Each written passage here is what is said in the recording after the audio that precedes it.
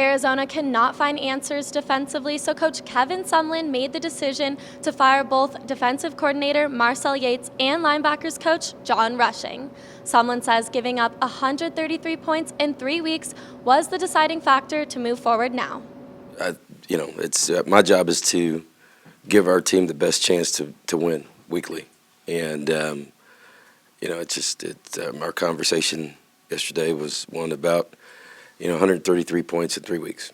So, I owe it to our players and our fans to give them the best chance, and so we moved on. It's always difficult when you have to have that conversation with another man, and as many times as much time as you spend together, particularly in this business, which is not an 8-to-5 job. It's a lot of hours, it's a lot of thought, it's a lot of talking, it's a lot of things, and you combine that with the fact that when I became a head coach at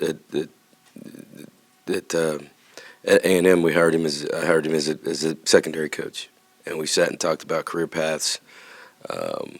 And when he went back to his alma mater as a defensive coordinator, I supported that. So it's not like it's somebody I didn't know, and it's that these kinds of things are hard.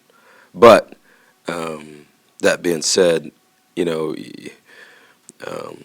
it's business for big boys, grown men, and it's hard. And my job is to evaluate, continue to analyze, and try to give our players the best chance to win.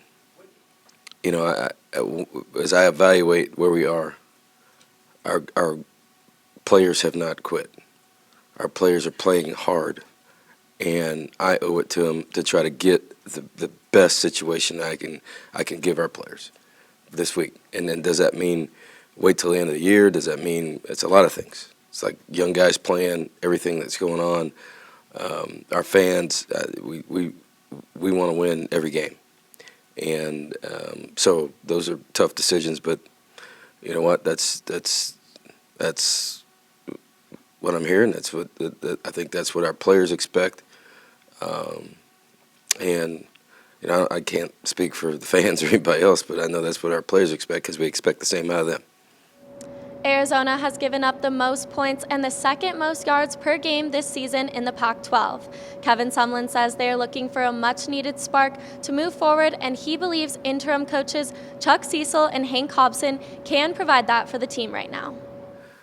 It's Chuck going. I think right now, what we need is just a different direction and a spark, and I think that's what he and Hank bring.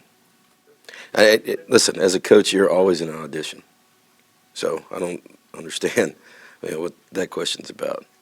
Because you're as a coach, it's an audition every week.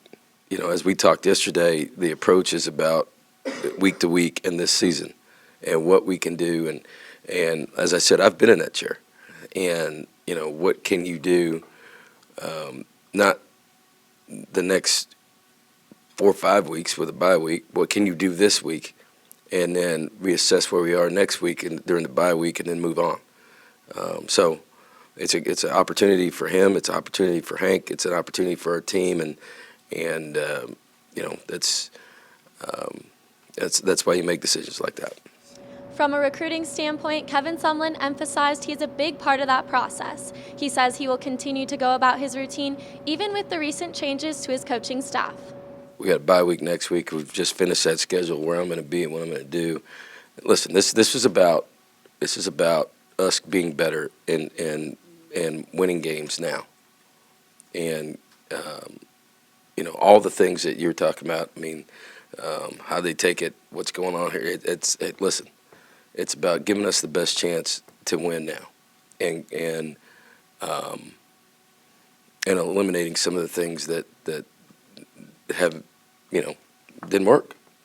And so my job, as I said, is to give our current players the best chance and the best opportunity to win. And that's how that decision was made, and that's where we're headed right now. So the recruiting piece is not going to change for me, just because I'm extremely involved in it. I'm going to make the phone calls, the text messages, the DMs, all this stuff, and be at these games. And so, the reality is this: when you have a staff, if you've got really, really good coaches, they leave. If you have other situations that they kind of take care of themselves. So the constant should be the head coach, and that relationship with the head coach becomes the most important.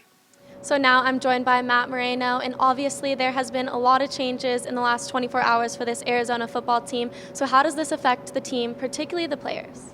I think for it to be successful, Arizona is going to need to respond. And I think the good thing for Arizona, and like Kevin Sumlin mentioned, is that there isn't going to be a huge adjustment period. It's not like they're bringing in someone new who hasn't been here, hasn't been around. They all know Chuck, whether they want to or not. I mean, he's such a big part of this program and the history of Arizona football and what goes on here that they're just going to naturally know him. He's been around the program.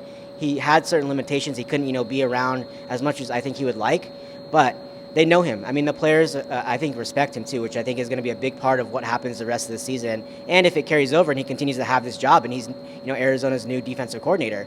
But I think it's going to be interesting. The players really like Marcel Yates.